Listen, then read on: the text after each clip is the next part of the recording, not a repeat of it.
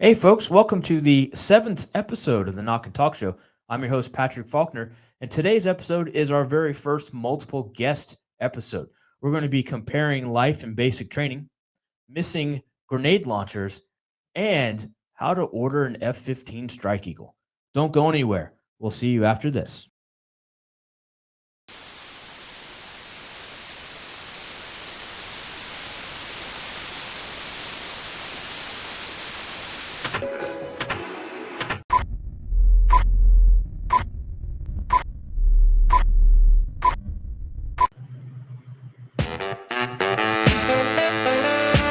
I love this song. All right, folks. Hey, welcome to the seventh episode of the Knock and Talk Show. This is going to be a great one. Today, we've got some more military veterans that have united for an amazing mission, and I can't wait for them to tell you about this mission and how you can help them. Today, we've got Lexi and Eric and William Joseph Roberts, because he put all three names down. And Eric, I'm going to let you introduce your wife because I don't have her in my notes. She's a late entry into the show. Yeah, sorry about the late entry. But right before the show, when we were talking a little bit, I think she'd have some good stories to share. So this is my wife, Jessica. Lexi, why don't you start? Why don't you introduce yourself? Tell us what branch of the military you served in, what you did while you were serving, and a little bit about what you're doing right now, just a little bit, because we're going to get into more of that later. And then Eric, you and Jessica can go, and then we'll save William Joseph Roberts for last, but not least, of course. Okay, thank you. I am Lexi Cassidy. I'm a Navy veteran. I was an RP with the Marines. So that is a religious program specialist. I worked in the chapel, and I was stationed on a Marine base my whole time. And what I am doing is I'm a jiu-jitsu athlete. I just started training about a year and a half ago, and I train at a gym called Combat Base, McKinney, Texas, under Professor Alan Shabaro. And he started a foundation called Redefy, and they give combat disabled vets jiu-jitsu scholarships so that they can heal from post-traumatic stress. Awesome. So my idea was to raise money for their foundation to help more vets get into jiu-jitsu. And so I am now collecting OEF veterans' poems, short stories, artwork, to publish a coffee table book, and all the proceeds are going to Redefy. Awesome. That's great. I can't wait to get into more of that. So Eric, you and Jessica, you're up next. All right, you want to go first? Yeah, sure. I'm Jessica Hires, and I'm part of the United States Air Force. I'm stationed at Hunter Army Airfield. Actually, we have a squadron out there. So, yeah. That's Savannah, right? Yes, sir. It's in Savannah. And then getting that feedback again. Okay. So I'm Eric Sanders. I served in the Army Guard for 6 years as a forward observer, and then I did 6 months in the reserves, and now I'm part of the Air Guard. I'm also in the last leg of my graduate studies for a Master of Fine Arts, and I work with military veterans, giving them creative opportunities that they wouldn't necessarily have to bring them into the art world. Because a lot of, especially War on Terror generation, you say art, and they're like, nope, I don't want anything to do with it. Because I think of stuff like the banana tape to the wall and things like that. So what I do is I have them tape off some canvases in the shape of wildlife or designs, and then we go out to the range, strap tannerite on the spray cans, and shoot them. Oh, wow. So then they're all about it. Yeah. Who doesn't want explosions with paint? Exactly. Yeah, awesome. Well, when you mentioned art, isn't that what Eric Driver did? And now he's a big time actor from his time in the Marine Corps? Yeah, Adam Driver, Kylo Ren. Yeah. So he's actually one of those people that hopefully with what we're doing I've got one of my friends who has contacted him before, and she's a big veteran advocate. She's a actress and says she's done some stuff that I'm not convinced that she's not working for a secret squirrel agency. But yeah, so reaching out to names like that to show the level that really creativity can give us so much, and I think it's just an underused opportunity in the veteran community. Yeah, that's awesome. All right, up next. You sure you want to let an old booger hooker on here? Gosh, I haven't heard that term in a long time. Well, a pointy head has a crew dog come on to his podcast. Bad things might happen, including duct tape. Yeah. Got to show a little bit of love to Brother Flatliner. I appreciate it. I am William Joseph Roberts. I write horror, sci-fi, fantasy, pretty much anything that the evil mind squirrels demand of me. And I am a veteran of the F-15 community. Crewed for 10 years before I got booted on a medical back in 2004. Loved those old birds. I was on E's, C's, and D models. Okay. Jumped around the world, all that good stuff.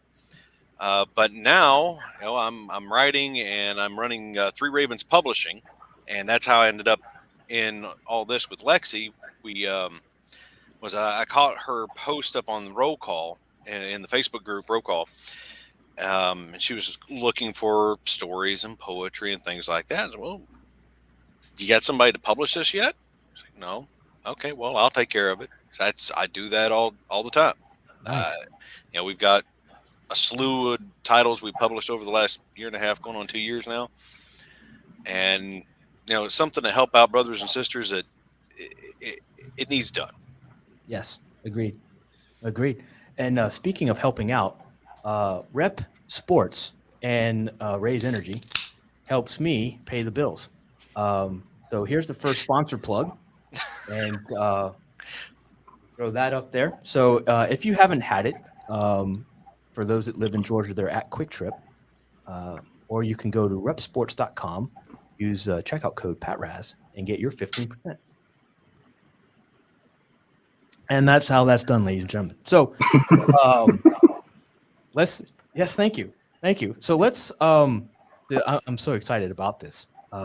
This is my first multi-guest show, and we've got different branches and folks from different eras within the branch. So a little bit about me. I don't know if you saw the media sheet that I may or may not have posted in our little discussion group prior to the show, but I was F-16 avionics from 95 to 99. I was stationed down at Moody Air Force Base in Val Dumpster, Georgia.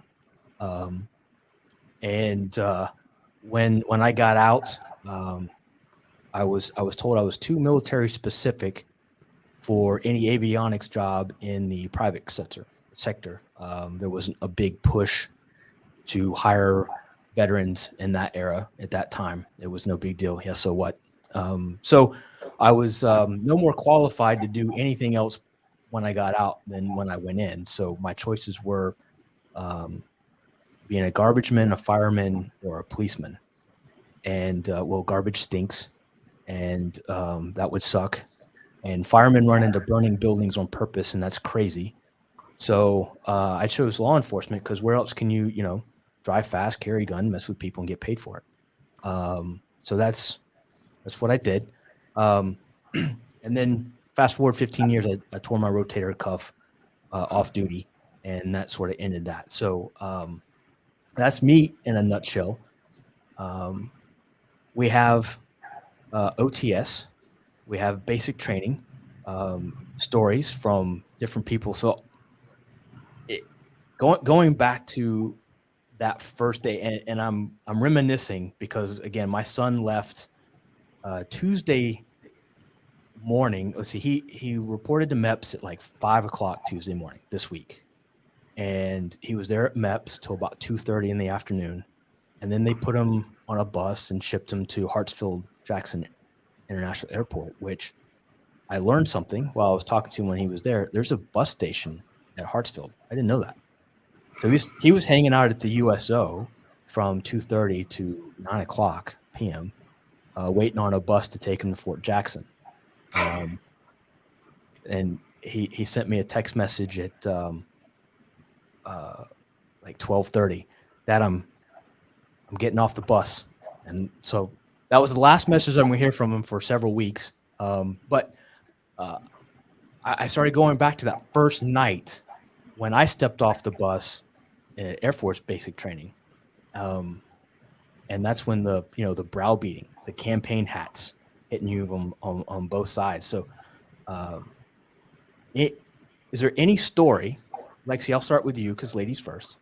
Is there any story from that first night where boots hit the ground that you remember that stands out that was either funny or even tragic? Because there was some tragic stuff that was happening. People peeing their pants and calling for mommy. I mean, and this was Air Force basic training.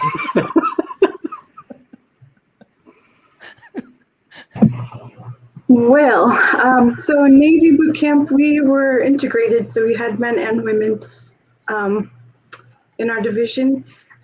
That was my 21st birthday, so I spent my first day of boot camp.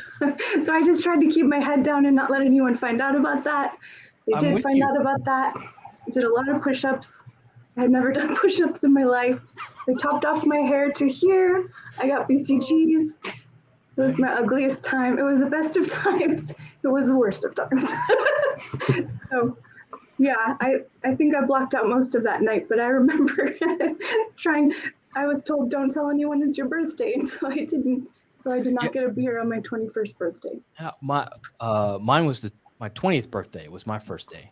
It was my 20th, and thankfully they never found out because I didn't want to do extra push-ups either. So Jessica, first day of OTS. It wasn't that bad. Really? So I went. Hold on. What was that look, dude? Yeah, what was that look? I mean, that was more than an eye roll. So many of the stories that she sent back to me while she was there. Remember, her be careful, Air or you're Force. going to be on the couch tonight. Okay. Oh, she knows my feelings. She'd tell me things, and I'd compare it to the Army side of the house, and her response was always, "Well, we're more expensive." Oh. Anyway, please continue. Listen. So my training was actually during COVID fun times. So we didn't get the hardcore first day or the first week. I didn't meet my flight instructor in person until week 2, I believe. Wow. So it was a lot less of contact with other people because they were being as careful as they could be. So it was not fun because you had to deal with people who were not happy to be there. They couldn't have coffee, and obviously waking up early, but it wasn't that bad. Waking up early was one of the worst things. I agree. I like to sleep till noon before going in. But We never even went to bed that first night. No. My worst was waking up in the middle of the night to iron your damn uniform every night. That was miserable. Oh, wow. Yeah. Every night. Every night? Yeah, we had a roster. 2 a.m. you iron your uniform and they would wake you up with the little sleep we got. Wow. God, that's awful. I mean, we had to iron uniforms, but it was always on Sunday when we had downtime. We didn't have to do it during the week, or especially at 2:00 in the morning. Wow. All right. William, what do you recall? When were you in? When did you start basic? End of January '95. Okay. All right. So right before me, because I was the second week of February of '95. Yeah. Let's see. Flight 292. God, I remember that. I don't know why I remember 299. that. So you were right behind me then. Yeah. Wow. You might have been there nearly the same time by the time I was graduating or something.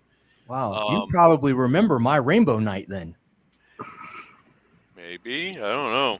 That's if I remember right. Rainbow Night was the night that after we got your head buzzed, and everybody would make fun of you as you walked by if there wasn't a TI around. Anyway, go ahead. I'm sorry. There were so many of those though.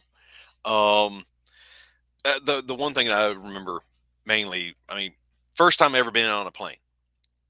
Coming out of Southern West Virginia, get on this puddle jumper, get down to Atlanta, and then fly all the way down to what was it? We hit Dallas, Fort Worth, and then down to San Antonio. And it's like 3 a.m. We're down there at the San Antonio airport. And this scrawny little black dude, Goffigan, pretty sure that's what the kid's name was. And he bebopped his way up to the counter, where everybody's got to check in and show their ID and everything. And he just leans up and just playing it all cool and everything. And dude's talking to him. Airman Goffigan, wipe that happy ass smile off your face and get your ass back into the line. I mean, he just started tearing into this kid. Everybody just assholes puckered up. Everybody's. I'm doing everything I can not to laugh my ass off. Yes. Yeah. Sometimes that was harder not to laugh at the people that were getting smoked, right? That was interesting. And then we really didn't even go to bed that night. We got there, and by the time we had found our bunks, they let us lay down. We had to have been asleep for maybe 10 minutes.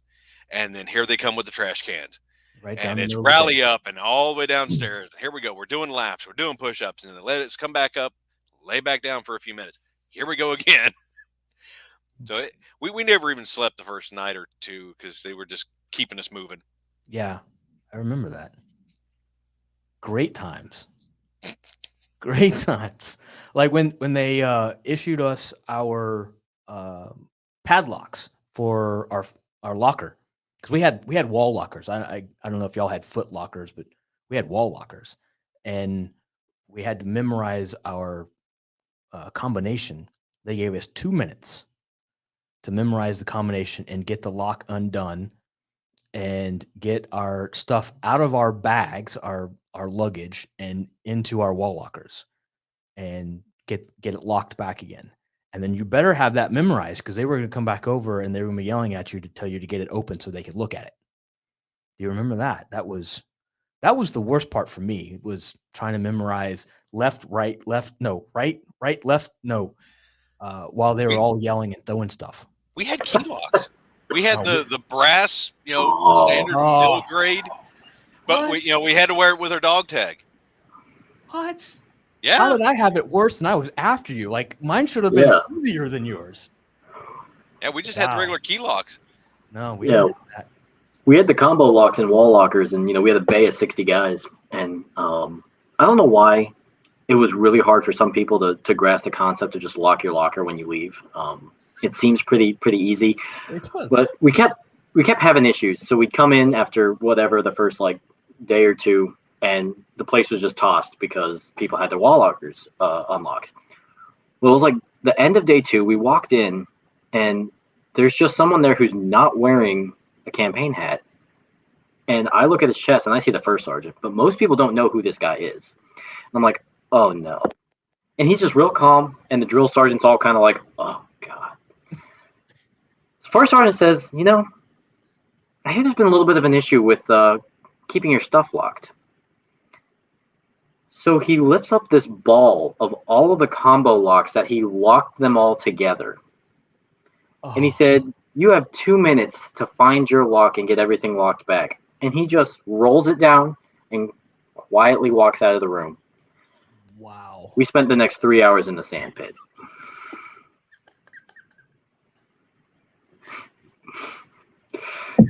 So we just had bunks that opened up, and you just folded all your stuff, and you had to have it exact. Like, they had a picture. This is what it looks like. Do that. So I don't know anything about these. You didn't have to lock it to keep from theft or. We had it had a little lock, but it was in your bunk, like your bunk locked. But I don't remember if it had a key. I think it had a key. I don't remember that part. But your bunk opened and everything was in under your mattress. Wow, that's interesting. Yeah, Yeah, Yes. that's different. We had the wall lockers, Yeah. and those Yeah, things no, would we come off had the wall a- real easy too. I don't think any of ours ever came off the wall. Oh, ours did when the TI went down through and just. Wow. Yeah. Do any of y'all remember specifically your drill sergeant or TI? Technical, yeah. Mine, female tech sergeant, English. Husband issued her a Dear John letter or Dear Jane letter the day before we arrived. She hated Oh, us. I feel bad for you. She hated us. Like to the core, never met a single one of us, couldn't stand us, hated us. We did push-ups just because there was enough time to do push-ups wherever we were. Well, it was awful. It's kind of hard to forget my TI because she is actually the one that gave me my call sign. Ooh, I'm writing this down. What is it? Day 3 of boot. Yeah. Yeah, we'd already been through 2 other dorm chiefs, and they couldn't handle getting yelled at by multiple TIs. The browbeating and all that. And she had us into the day room, trying to show everybody how to do fold shirts and set up the drawers right. And she had taken a couple of Bibles off the rack and put them up under the desk to prop it up, so it leaned up because everybody was sitting on the floor in the day room, sitting Indian style. I just stood up without a reporting statement, anything. It's like, ma'am, take those out and I'll hold that for you so you can show everybody. It's like, does that offend you? No, ma'am, it's just bad juju. I mean, it's just not cool. I mean, I'll hold it for you, not a problem. And she just kind of looked at me and shook her head and took the Bibles out, set them back over on the shelf, and just had everybody gather around. We get done, and she sends us all on our merry way to go start folding shirts and everything. Airman Hillbilly, front and center. It's like, shit. So shut up. So I ended up getting the job of dorm chief at that point. So I had 46 crying mama's boys to deal with. Oh God, that was not fun. Yeah, but that's where I got my call sign at. So, Lexi, did y'all have somebody that was sort of in charge, like a student leader in charge of everybody else? We did. I can see her face in my mind, but I can't remember her name. Did you have more than one?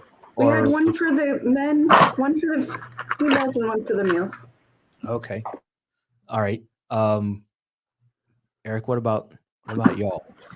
Yeah, we did. And in basic, I did it for a week, and then AIT, they were supposed to switch it out every couple of days, but I ended up being it for the whole time. And I had the most mischievous platoon. Like, they never did anything like egregious or really bad, but it was just enough to be obnoxious. So I had just enough to make it a pain for you. Yeah, like it was. Yeah, it was definitely something. I was like, please make somebody else have to deal with this. So ours, I think she got fired because she was caught making out in the laundry room with one of the males. And so we couldn't pass notes, we couldn't talk to the men, but they were also ugly. I don't know how anybody wanted to, but they got caught in the laundry room making out. And so to even graduate boot camp, they had to get smoked by SEALs and survive. They did. Oh, wow. I think their love survived as well. I think they were probably married. Wow. I mean, I made that part up. But wow. Okay. That's a good ending to choose to believe in. Yes. Happily ever after. Love conquers all. William, how long were you dorm chief? The rest of boot. Okay. I mean, when we did the basic training photos, all that, you get dressed up in your blues and all, they actually had to go in and white out my eyes. They were completely bloodshot from all the stress of dealing with everyone. And, one of those times, Senior Airman Gwen, and I met her down at Tyndall. And she was a master or senior master when I ran into her at the shopette, and it's like, Sergeant Quinn, and she remembered me of all things. But no, I just the stress of it all, trying to keep everything under wraps. I mean, I'm 18 and I'm running this thing and trying to keep everybody just rolling without any idea what the hell I'm doing. But she had come in one day. I don't remember how far along it was. It was just before pictures, and she's like, "Airman Hillbilly, are you okay? Are you all right? You Hillbilly. Oh, it was Sergeant Hillbilly once I made sergeant and everything. Wow. But she was wondering if I'd been like smoking something or if I'd been huffing some chemicals or something. It's like, no, ma'am, I'm fine. What? Your eyes are red. There was no white left to my eyes. Wow. They were so bloodshot. Wow. We had 3 different dorm chiefs, but one of them served twice. I was the only element leader that lasted all 6 weeks. All the other, so for those, dorm chief was the student leader that was in charge of everybody, and then each bay had 2 rows of beds, and they were called elements, and that there was one student in charge of each element that would then report to the dorm chief, sort of as the chain of command. And so I was the only element leader that lasted the whole time. And the only secret sauce to that was they really didn't know my name. Like my uncle, who was retired Air Force, told me, listen, the word of the day every day is blend. Don't raise your hand. Don't open your mouth. Don't speak unless spoken to. Do what you're told, when you're told to do it, how you're told to do it. Don't improvise. Just do it the way they want you to do it, and they'll never know your name, and you'll survive. And that's what I did, and it was easy. Do you remember the assignments for chores? Yeah. So does anybody in this group bowl? Who has the highest score? Not me. Anyone? Nope. Hand down. No way. Nope. Not being the latrine queen, because I'm not. Exactly. Because you get to go scrub the bowls. Yep. Nope. And I don't remember. Who here has the best handwriting? And that person ended up being the house mouse. Mm-hmm. That was the TI's bitch for the whole time. Had to clean his office within the dorm. And then I don't remember. There were a couple other assignments. I didn't raise my hand because I was told. Did y'all have to sweep the floor with socks on your hands, on your knees? We used a broom. Yeah, no. We did not have a broom. We had socks on our hands, and we were on our knees sweeping up the floor. What did you guys do to screw up so bad? Yeah. Were you in a test group or something? Wow. I'm just upset that you guys got brooms. What? Yeah. What? We had floor buffers too. Yeah, like what? What are you guys doing? Yeah, I don't understand the purpose behind that. Now, see, we had, the starting. Well, I was one of the element leaders to start with before they ended up sliding me into dorm chief, and the dorm chief that was there ended up becoming an element leader. Mm-hmm. But otherwise, we had all of our element leaders the whole time. Nobody changed over. One of the interesting times was I stole the flight for an entire day. We ended up on the other side of base because she told us to go to the parade grounds and wait on her because we were going to do some drill. And this was like week 4, week 5, something like that. And we were there for hours waiting on her. And this is a Sunday. She comes peeling in her Camaro, sliding to a stop, gets out, Airman Hillbilly, front and center. I come running up and reporting statement. What are you doing? You told us to be here, ma'am. We're here. We've been here for hours waiting on you. Get him back to the dorm. She gets back in her car, just peels out and hauls ass. Like, what the hell? Oh, wow. Go away, Betty. Anybody have their drill sergeant or sergeant come in the middle of the night drunk from an all-nighter? No, nobody. Thankfully but that not. could have been interesting. No. Oh, if anybody remembers the band in the '90s, Ace of Base, "Don't Turn Around" was his song of choice when he was "Woe Is Me," after either being kicked out of the house or coming in from the club, and I don't know, but 2-3 o'clock in the morning on a regular basis, we would get a nice loud alarm clock with "Don't Turn Around" from Ace of Base. I hate that song. And every time I hear that song, I don't know why, but I have to sing the whole damn thing just to get it out of my head. He programmed you. He did. He sure did. I guess he did. That's not even a good song. No, it's not. No, it's not. Oh God! No, but I remember they smelled like smoke. They would go on cigarette breaks and we couldn't smoke. And I smoked my breads up until the day I went to boot camp. I was so pissed because it didn't help when you smell somebody that smells like smoke and you can't. Oh, And that's true. so when I got to the airport after boot camp, I spent, I think, $12 on a pack of cigarettes at the airport and smoked all of them. Did you use one to light the other? Yes, I did. Do you remember the propaganda videos that they used to show us in those big auditorium meetings and all that, the training videos? Yeah. So it's like, you got all this stuff from Desert Storm, all these videos and stuff, the A-10s and the tanks, and, Guns N' Roses. God, I hate Guns N' Roses now. Welcome to the Jungle, just over and over and over. Like, really? Yep. And AC/DC Thunderstruck. Yep. Yeah. So my era, I think, was Disturbed. Let the Bodies Hit the Floor. Oh, I still love that song. Okay. That's a little bit better than the cliche of "For those about to rock, we salute you," with the explosions in the background.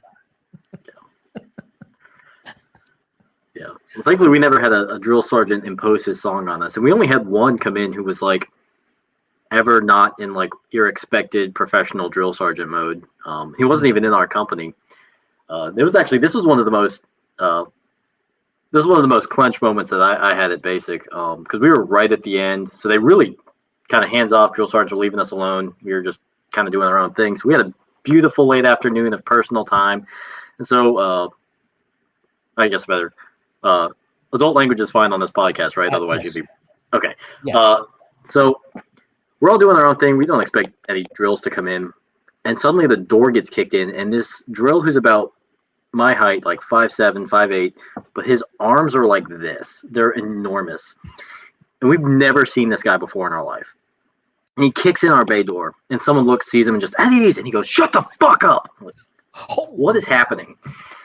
And he goes, "Which one of you is Monroe?" And we're like, we'll go get him.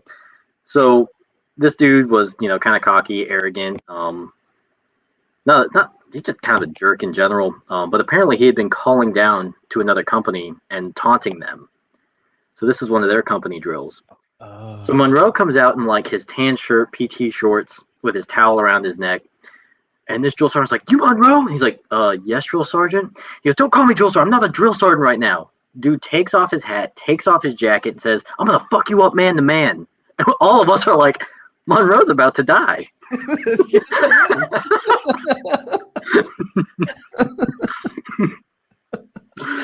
Okay, so finish the story. What happened? I kind of blanked it out. I don't remember. No. Is Monroe still alive? We had a bay pact never to speak of it again. But I really did. I genuinely thought, I was like, this drill sergeant's about to go to Leavenworth over this. But no, he chewed him out, smoked the shit out of him it was like, it must have been 45 minutes that he just had him doing push-ups, planks, and then when he like couldn't hold it anymore, he'd make him do flutter kicks, and that's the whole time. Oh. Yeah. So it was so long. The rest of us were literally just kind of going about our business around them because they were just in the middle of the bay, and he's screaming at Monroe, "How dare you talk to my soldiers? How dare you degrade them? Like, you are such a piece of garbage." And all the rest of us are just like, "Hey, man, can you give me some soap?" Like, going about our business. Wow. So do you guys want to be grossed out by the female side of boot camp?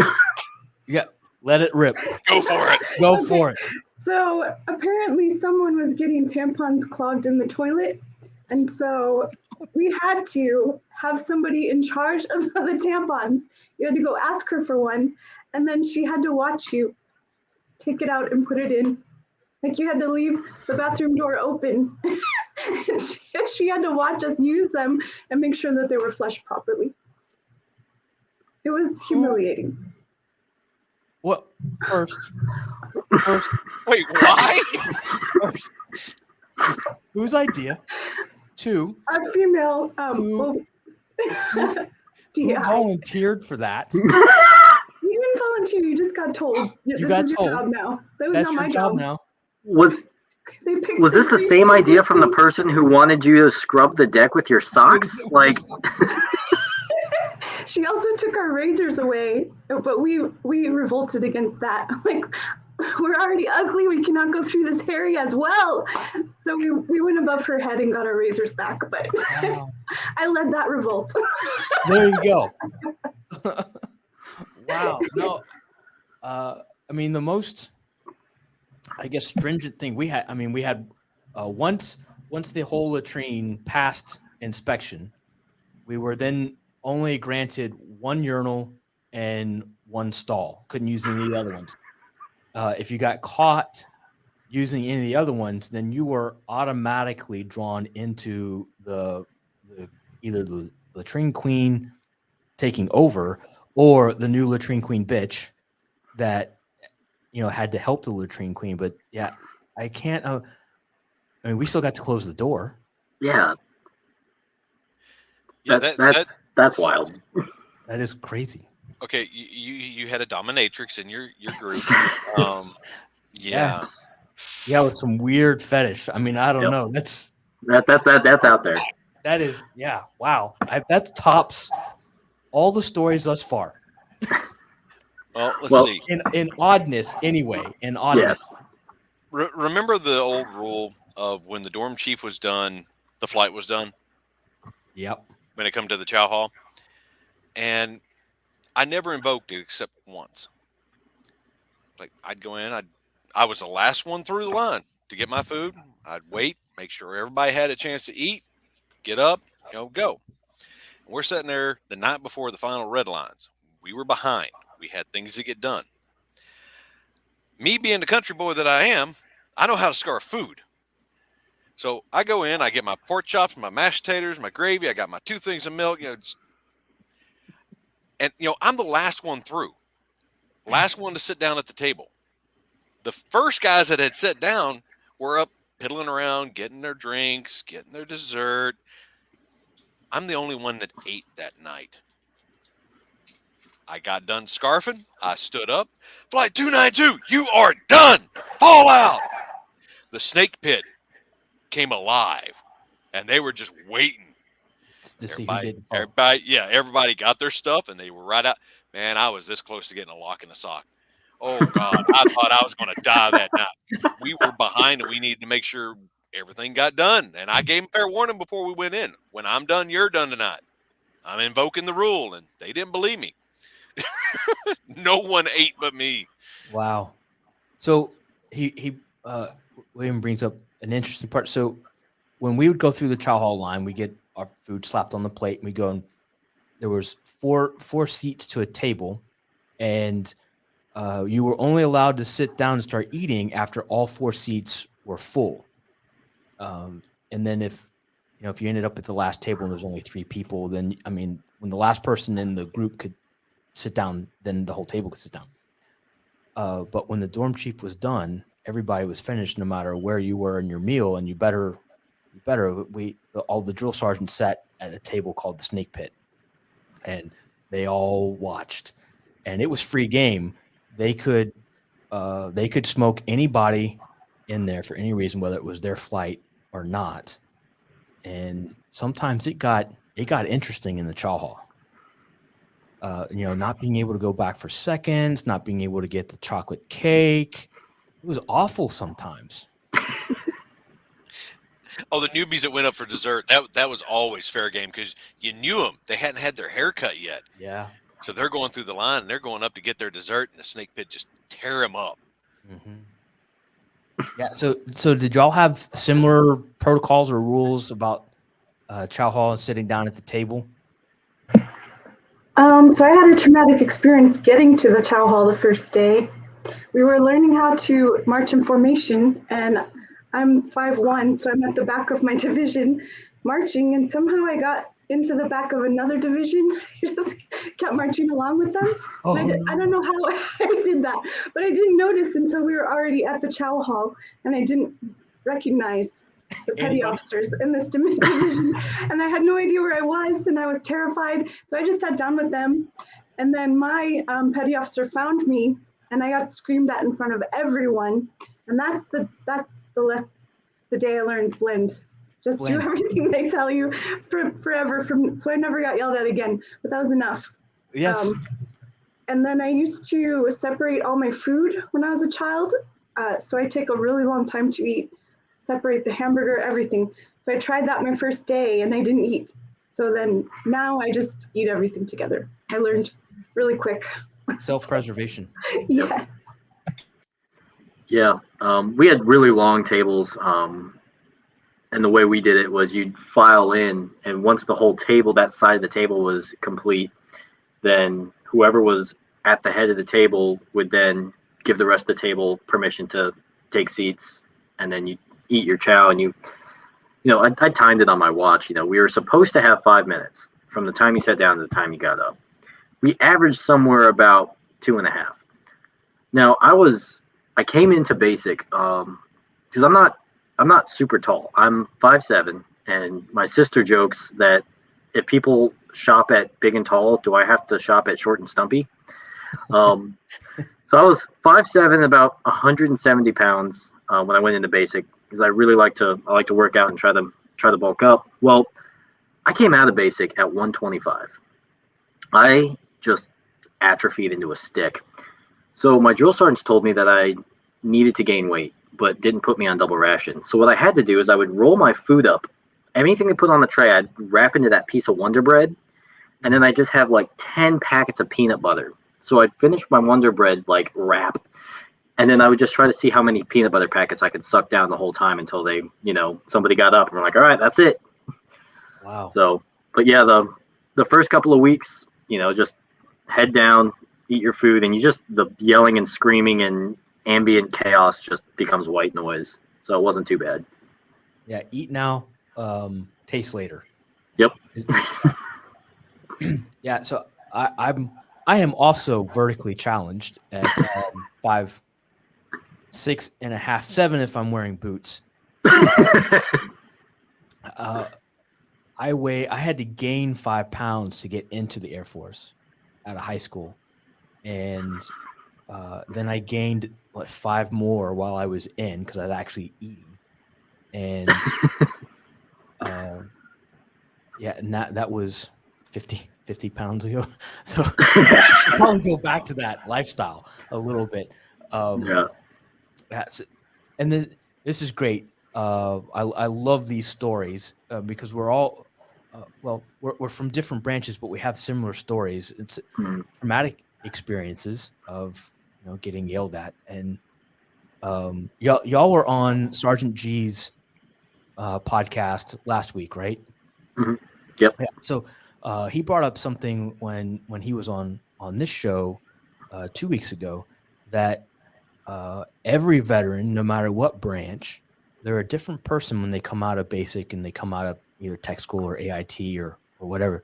And we've all been exposed to some level of traumatic experience during that time frame, and we're all different people from it. And I never thought about that. It was an interesting perspective. He's an interesting guy. Yeah. And earlier, the show before this one that I recorded not too long ago is with Richard Kaufman, the comeback coach, and I think y'all are up next with him soon, doing his show. That's going to be fun for y'all because he is a fun guy to talk to. He's got some pretty funny stories himself from being kicked out of the Army once and on the verge of being kicked out a second time, and then ultimately becoming Soldier of the Year. So, talk about comeback coach. But we've been in this 45 minutes now. We haven't even got past like week 5 of basic training. I still haven't told you about when we lost the grenade launcher. Oh, okay. Now you do. Now you gotta tell that story because I want to hear that story. How do you lose a grenade launcher that isn't willingly lost? So, so we had a guy, Private A, and I don't know how he got in. Like, I feel like a lot of things had to happen for this particular soldier to get to that point. But he was from like the hills of Alabama. Real thick accent, kind of looked like Larry the Cucumber from VeggieTales. He was a whole lot.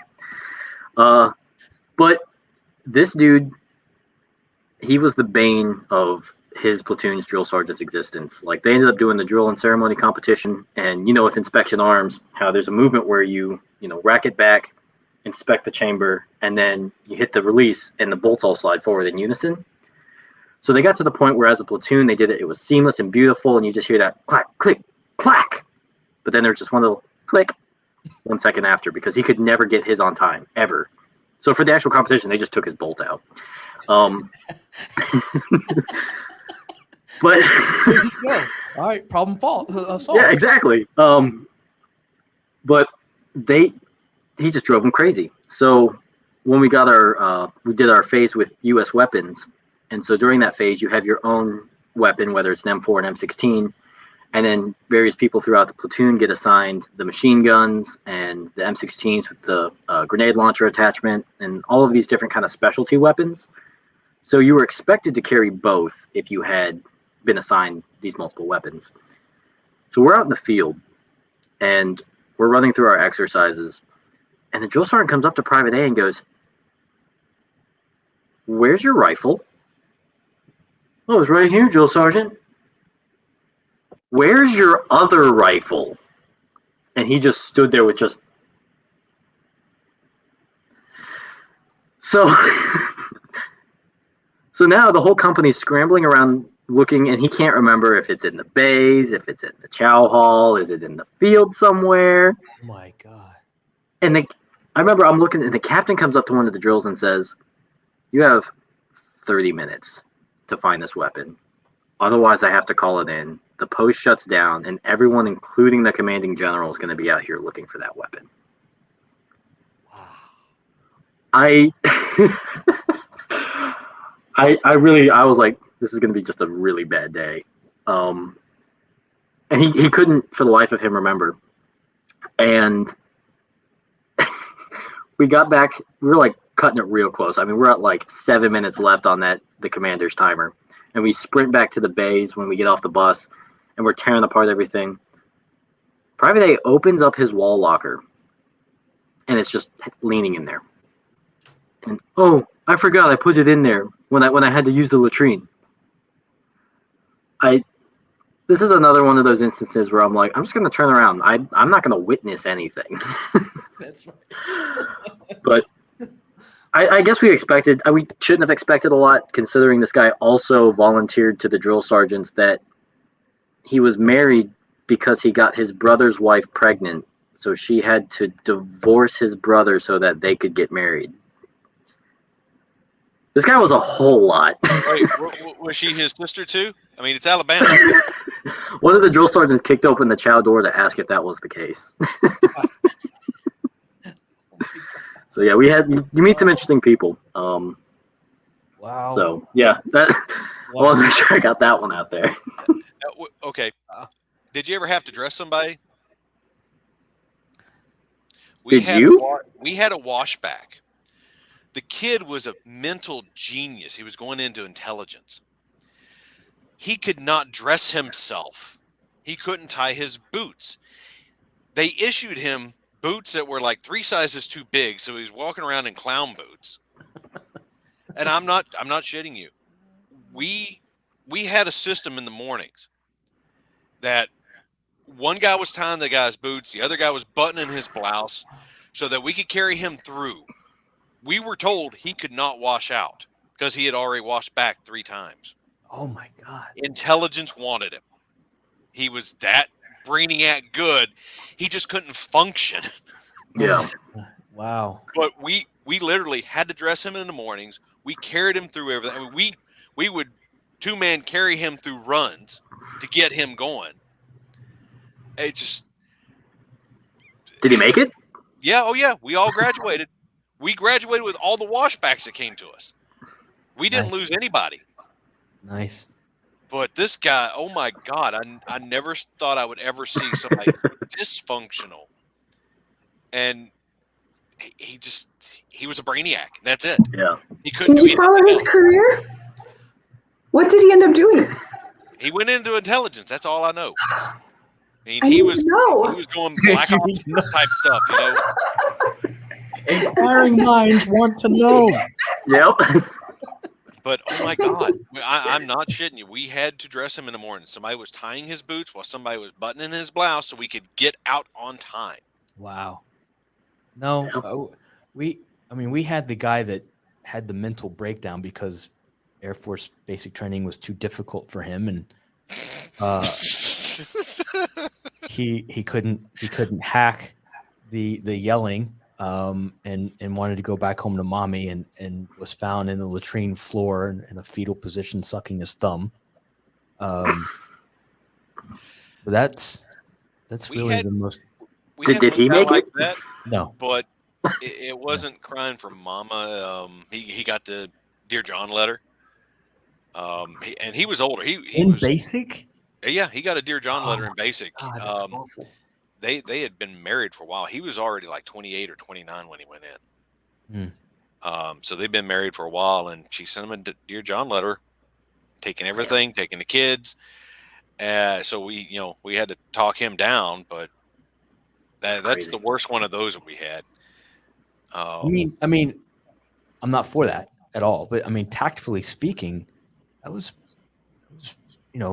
timely on her part. That was a dick move, is what that was. Well, I mean, there couldn't have been much of a response, right? I mean, he didn't have access to a cell phone or a landline, except for So I mean, tactfully speaking, if you were going to pull that trigger, so to speak, I mean, that was good timing on her part. But man, that's awful. That is a dick move. And we carried him through. I mean, got him past it. Moving on from basic, I have one more thing to say about basic. Whoa, okay, shoot. You had said that Sergeant G said you're not the same person you are coming out as you were going in. That made me think of, so I was in a domestic violence relationship from 16. I ran away at 16, got into this relationship, and I was in it until I went to boot camp, basically. But I ended up getting out of it because my brother joined the Marine Corps, and I went and saw him graduate, and I was so proud of him. And then I was like, what am I doing here, stuck with this jerk? So when my brother was getting deployed to Iraq the first time with 3-1, they were going to Fallujah, and so I decided I don't want him to be doing that alone. So I went to join as well, just to be near my brother. But I had to work in a little pizza place, like in the interim, when I was figuring out what I was going to do with my life.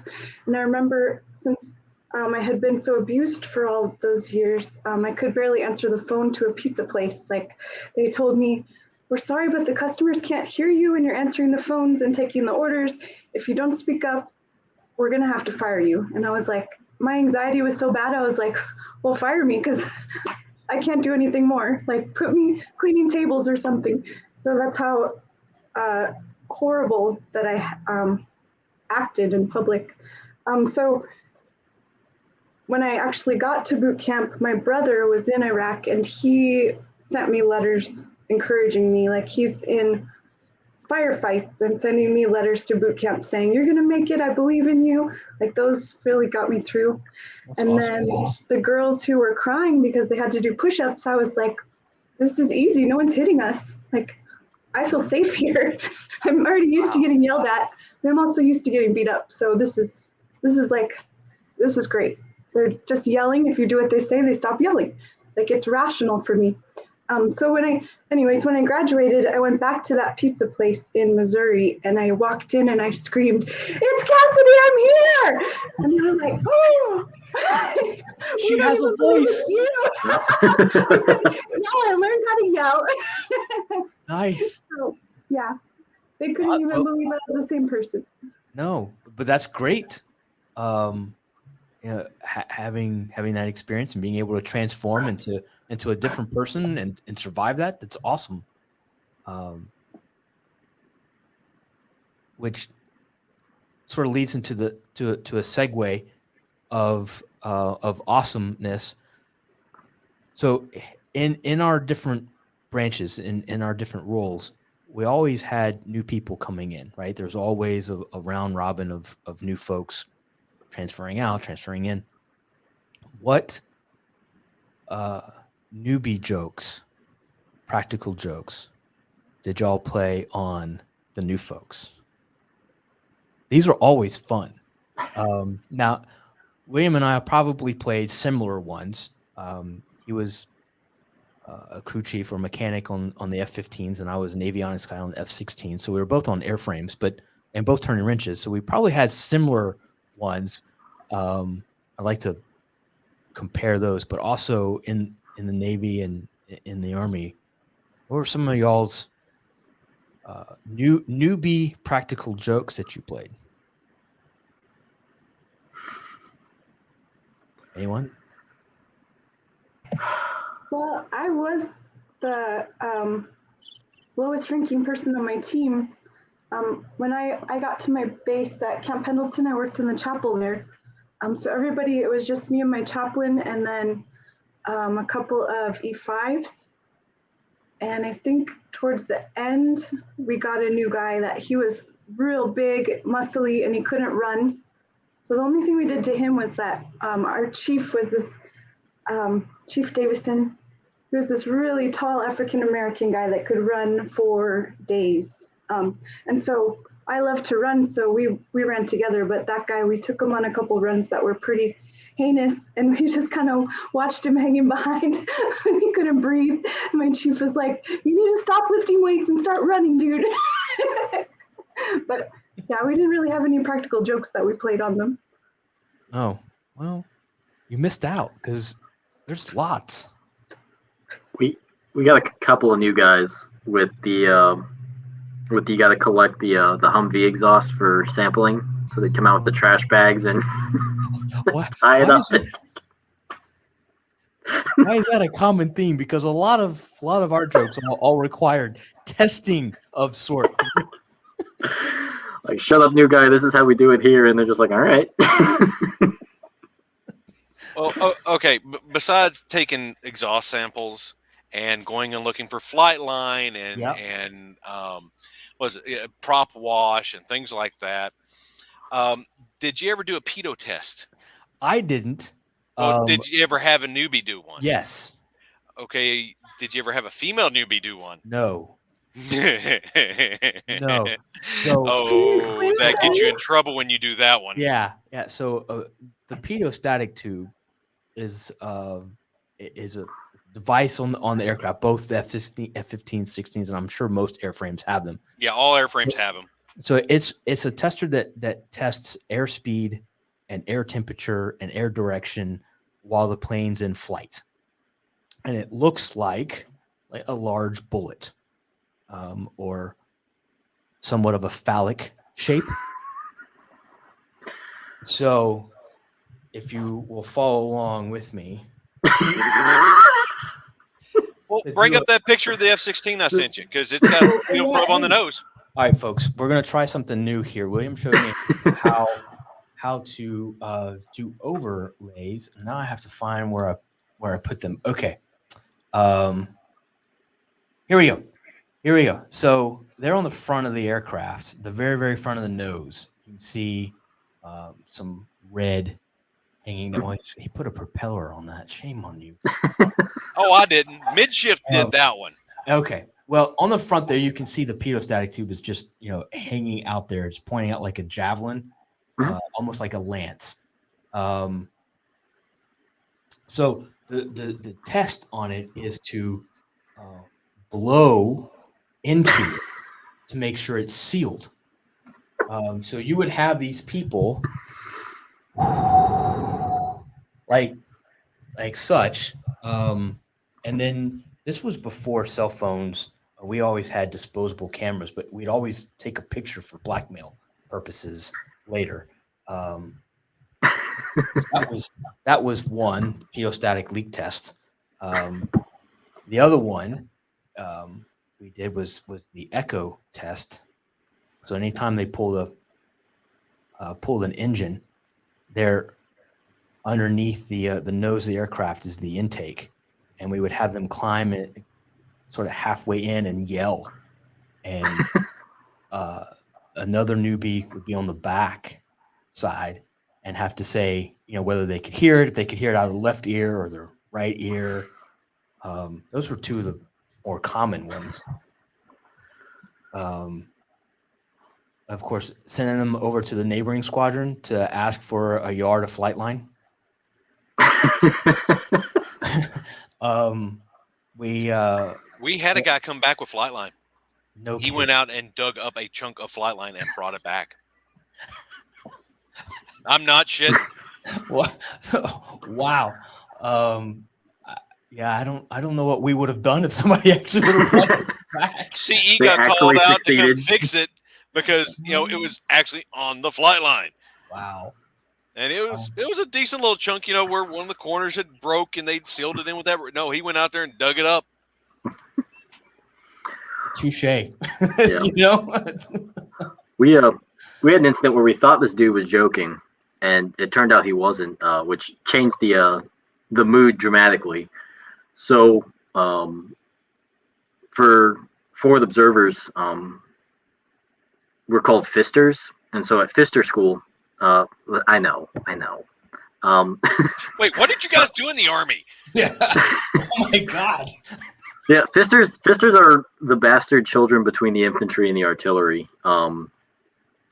So what a fister does is they're attached to infantry units, and then they call in indirect, so artillery, mortars, things like that. And then if you get specialized in different joint stuff, you can do close air support and things like that, naval gunfire.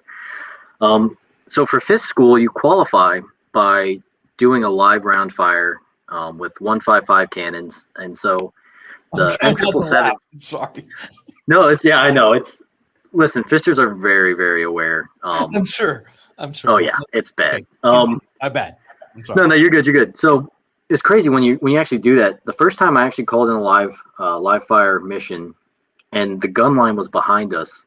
So I call in, they come over the radio, shot over, and then I hear boom. Like, holy crap. And then you see the force that this thing impacts with, and you get a real feel of what artillery does and why it's the king of battle. So we got real familiar with the awesome capabilities of our artillery systems. But we're all doing our quals, we're calling in targets, and this dude's writing down, like, mumbling his coordinates that he's about to call into, and we're all kind of like laughing, like, all right, dude, whatever. And then he actually gets on the radio and calls it up. And when he calls it up, we're like, why are you calling that? That's our OP. That's our position, and these are live rounds. Like, the dude called a fire mission on our position. What? And so Cadre jumps in. Oh my God! Yeah, Cadre grabbed the radio. Check fire. Like, because the hope is that the fire direction control would have caught that, but they were also doing their AIT quals, and then so was the gun line. So with all of those student people in those positions, like, just the fact that he called in our grid on that, and I was just like, wow. Wow. Yeah. I do not want to ever be on the receiving end of a 155. So So to back up William's question, was that corrected? Like, yes. okay. Yeah, they immediately call. Anytime somebody says check fire on the gun line, no matter what you're doing, you just stop. You know, Like, but nobody was moves he until they. corrected? Or can you not say? Okay. Sounds like there was a little wall counseling later on. Okay. All right. Enough said. All right. Yep.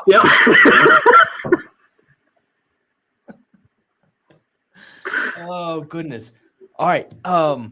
I can't believe we're an hour into this. This has been a whole lot of fun. And I love these stories. And what I hope comes out of this show is that these stories will never die. And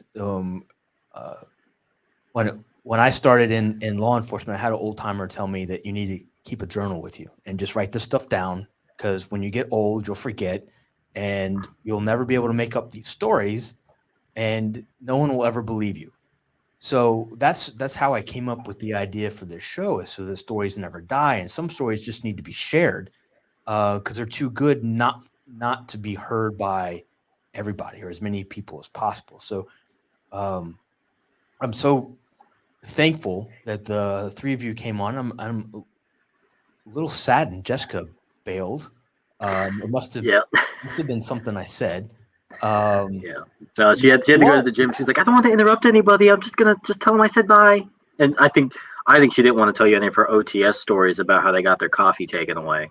Oh, which officers. They did. So their morale patch, because they put in an MFR to get their coffee back. So their morale patch at the end of it was a coffee pot with "Come and take it." It's the motto. That's awesome, though. I mean, it's sad, but it's awesome. Yeah. And she told me about some of the stuff she did, like going to the field, but then they also slept in bunks when they were in the field. And I'm like, you weren't really in the field. I mean, that's Air Force-ish. I guess. I don't know. I'm used to sleeping in the mud, so. But no, she. Yeah, that's why I picked Air Force. Yeah. I think from what it sounds like, everything she did with it. Uh-oh. Did we lose him? Oh, I've lost you too. There you are. What just happened? Oh, okay, we're back. I have no idea. William's not back. What just happened? I don't know. He said he has to go check on his grandbabies. Oh. Okay. Okay. Yeah, I lost connection there for a second. It was weird. Yeah. Okay. Yeah. So you were saying about sleeping in mud versus. Yeah. Yeah. So, but I mean, from what she was telling me, it definitely seemed like, obviously with the emphasis on leadership with OTS, and everything you do is evaluated. Like every single thing she ever did, they were getting graded, and they were passing or failing based on their leadership capabilities, and the academic intensity was extremely high. So, no, they weren't sleeping in the mud, but you could definitely tell it was a real challenge for everyone to get through that school. Right. Same team, different mission, and exactly. So it requires a different set of rules. I get that. Mm-hmm. Again, that's why I chose the Air Force. Yeah. Hey, he's back. Welcome. Sorry about that. That's all right. No, that's all right. So, before we run out of time, I want to now open this up to each one of you.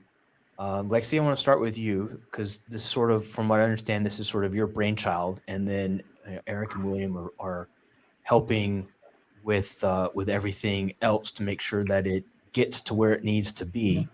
But tell me about this book, and we alluded to it earlier, but now I want to open this up to the three of you so that you can share with everybody what it is you're doing, what part in this project you're playing a role in, and then if any one of the three of you or all three of you have any requests or suggestions as to how the listeners and viewers, and me specifically, can help with this, please chime in on that as well. So, Lexi, the ball is yours. Thank you. So the three of us have kind of partnered on this project, but we're all three kind of doing separate things for veterans as well. So my gig is to get vets training jujitsu. So I'll speak on that part of it, and then the guys have their own cool stuff that they're doing. But so the book is called Your Call is Very Important to Us, and it's a dig at the VA system when you call in and they say your call is very important to us, please hold. So this book is basically to take the veterans' voices off of hold and put us on loudspeaker and give us a creative medium to showcase our talent. So some of my favorite authors, actually most of my favorite authors were grunts. So Tolkien, C.S. Lewis, A. Milne, Kurt Vonnegut, all of these guys were in the infantry, and they're who I began loving reading when I was a kid. So I believe that there are writers that prolific in our era and artists that are that amazing. And I just want to find them and showcase them in a book and give them a platform to be published if they have books that they're writing, just so that they can get out there and that our stories can be told. A portion of my story is going to be in the book, and the book is dedicated to my brother and his unit, 3-1, the Thundering Third, and all the guys that they lost, because that has been the most painful part of this war for me, is seeing my brother struggle with post-traumatic stress and losing his best friends and just the hell that he goes through every day from Fallujah and Haditha. So this book is dedicated to him, and all the proceeds from the book are going to WeDefy, because I believe in their mission. They're saving veterans from committing suicide by giving them scholarships to jiu-jitsu. And as a veteran with post-traumatic stress from domestic violence and MST, jiu-jitsu has helped me. It's a game changer. So it helps with my anxiety, my insomnia, my depression, all the stuff that I have gone through.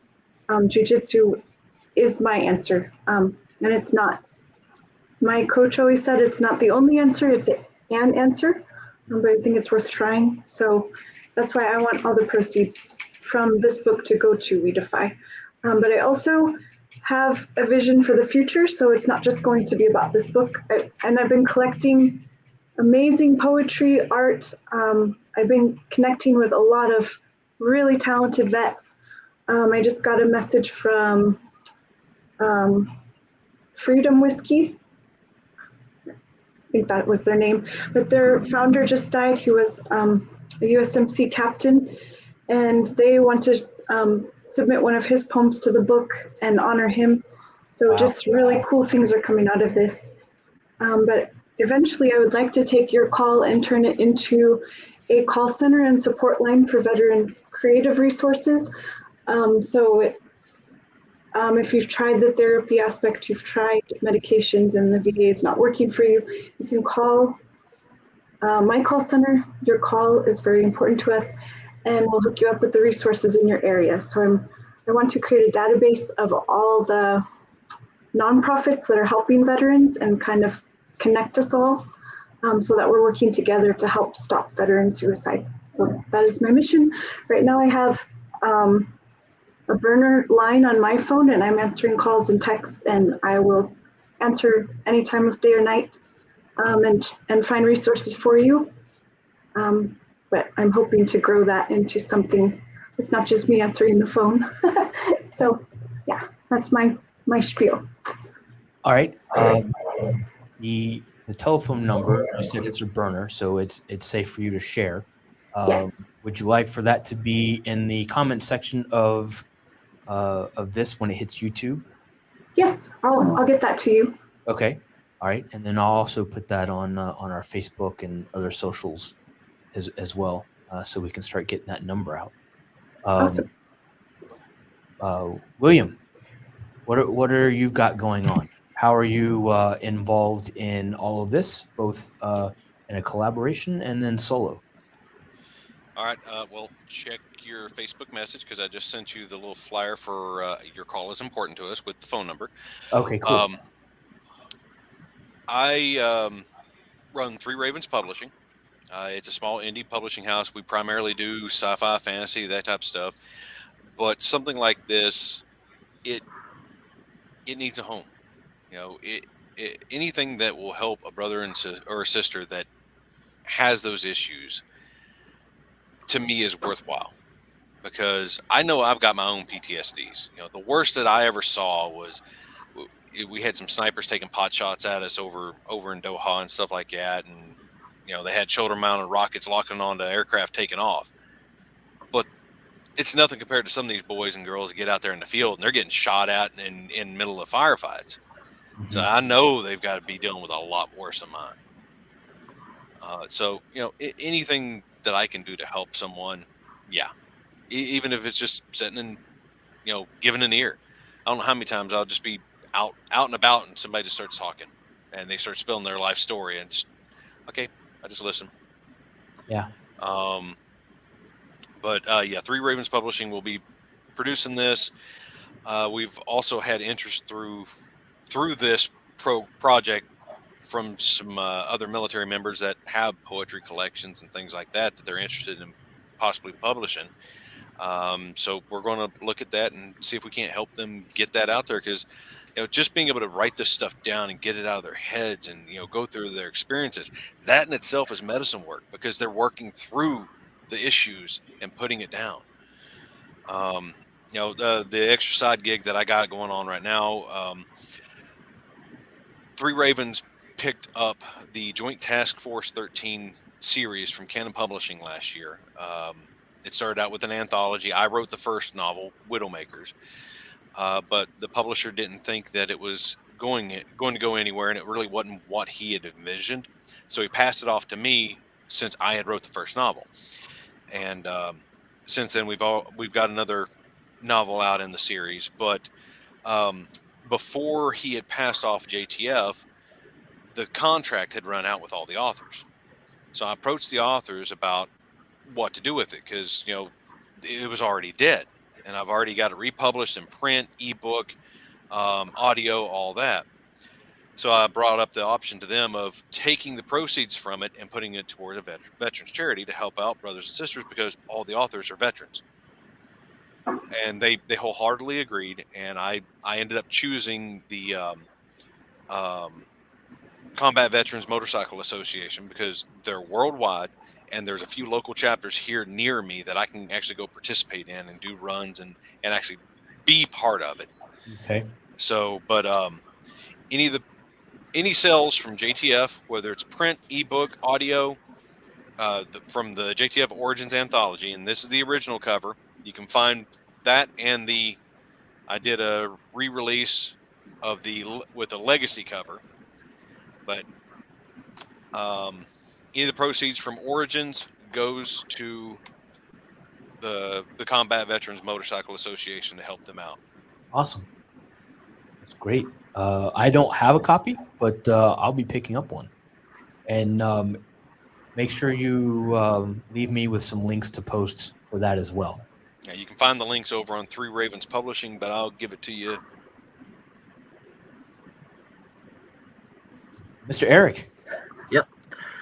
So I am the founder of Noble Instinct Artworks, which is a wildlife and outdoor lifestyle and apparel brand. So I do wildlife art, I do wildlife shirts, and we're actually currently printing through 9-Line Apparel.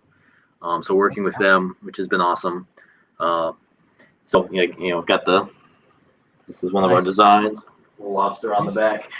So focus on, yeah, a little bit. But a big part of what we're doing with that is I wanted to bring together basically these seemingly kind of different communities of people who, really love art and the natural world and the veteran community, and show that there's not as much difference as they think, that we all really are a lot more similar than we're different. And I think unity is so important in looking out for each other, regardless of our ideas and our backgrounds, because everything's so divided right now.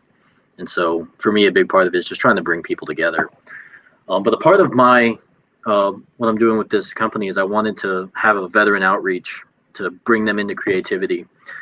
And that's how I got in contact. Lexi found me and we started talking and talking about veterans and creativity and how important that is. So a lot of what we're going to be doing through Noble is a lot of the marketing and distribution and trying to get the word out there, bring in the creative vets that I've been working with, and really trying to get this out to as many people as we can because it's such an interesting, awesome, important project. So I really love what she's been putting together with everything. And for me, ultimately my end game, I'm not a huge fan of the way that the art world kind of treats people who are outside of it, particularly in higher education. There's a lot going on within there that I think it pushes vets away. So what I ultimately am striving to do is I'd love to found an art institute, and I'd ideally like to do that on a decommissioned aircraft carrier. So that's kind of the long-term big plan. Okay, I don't know how this ended up in my Facebook Marketplace feed, but there is a Chinook for sale in Central Florida that's been outfitted as an office. It's got floors, it's got AC, it's got attached tables and things. I want to say the price tag on it was like $48,000, so it's a little steep, but it's could be right up that alley at least to get something. I mean, it's not an aircraft carrier, but I mean it is an aircraft that could be carried. Yeah. So see what I did there. Yeah. Anyway, last I checked, it is still for sale in Central Florida. I have to look into that. I'll have to. I saved it just because I want to see if it ever gets bought. And then Facebook stalked the person who buys it if I could, because Yep. I want to walk and I want to take a look at it. I don't know. It might be me. Maybe we'll put that on top of the aircraft carrier one day and have it as a head office or something. There you go. Or the Ford operating base. There you go. There you go. Yeah. All right. Lady and gentlemen, it has been an honor to share this time with you guys and learn about your story. And I feel like we just scratched the surface, right? I mean, we just barely got out of basic training. And there's at least 4 more years of stories that we could have shared. And I didn't even get into the German beer, the old fashions, Brooklyn Nine-Nine, somebody's love for Conan. Bitte ein Bit. Yes. Genau. Oh, sprechen Sie Deutsch. Muy poquito. Yeah. My wife's family is German, and I can say Brot und Wasser, and that is about it right now. Genau, because everything's genau. Yep, everything. Everything's genau. So, anyway, if y'all are up for it, I'd like to do this again. Maybe like a reunion tour. Find out where things are once the book gets launched. Once you've done a couple rides with the MC, and find out where the Art Institute is. Sort of circle the wagons, come back around, and rehash some of these things, and then take a look at year 2 of your military career, and that gives you some time to think about some more funny stories. Everyone shared some great ones, and I know the audience is going to get something out of this because I certainly did. And before we part ways, is there anything else any one of you want to share before we go? I thought of something when you said we all have at least 4 years. I only have 2. So I did want to mention that, so I got kicked out for smoking pot. And that's a whole nother story. But, so I had an OTH, and it took me 8 years to get it upgraded to honorable discharge. But I would like to speak to any veteran who has a BCD, ended up with a felony because of their post-traumatic stress, whatever you may have been labeled as after your military service, the terminal lands the ship bag. yours are the stories that I want because I know they're going to be funny. So do not take it as, well, I don't have like a cool MOH story to tell, so I'm not going to submit something. I want all-inclusive book. So if my story can be in there, all I did was 2 years in the Navy, and all I did was laugh and drink with Marines. So I don't know about TDY to Singapore stories. That What happened there probably should stay there. yeah, exactly. if it's going to get you arrested again, don't Yeah. send it, maybe. But don't ever think that your story is not worth telling, because if people want to hear my story, they want to hear yours. So Yes. that's what I Agreed. have to say about that. Awesome. All right. Well, And then go ahead. go ahead, Hillbilly. I was going to say, you know, I always end up closing my podcast out with the, you know, there's always a digit that you've got, somebody that you can call regardless. I mean, you need an ear, call somebody. Don't sit there and struggle with it. Yeah.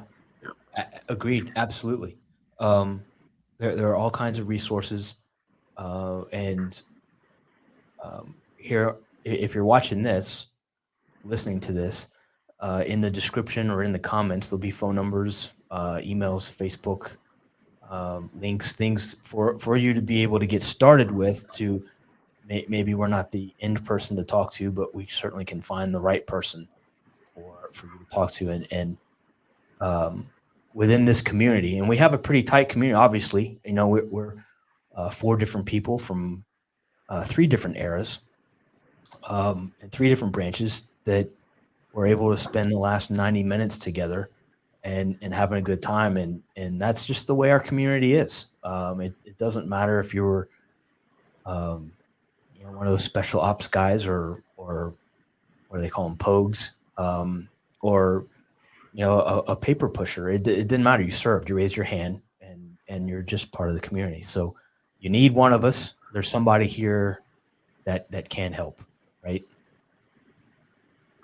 Absolutely. Yeah. Well, with that, that's the extra music. And this is the Knock and Talk Show. I am your host, Patrick Faulkner, and we did have 3 amazing guests, Lexi and Eric and William, all military veterans, all with their own stories. And please do me a favor, and somewhere down in here, you'll see a subscribe button. Please hit that. And then follow the links to each one of these 3, and hit the like button on their pages and share their stories. And we want to hear yours. You want to be a guest, reach out.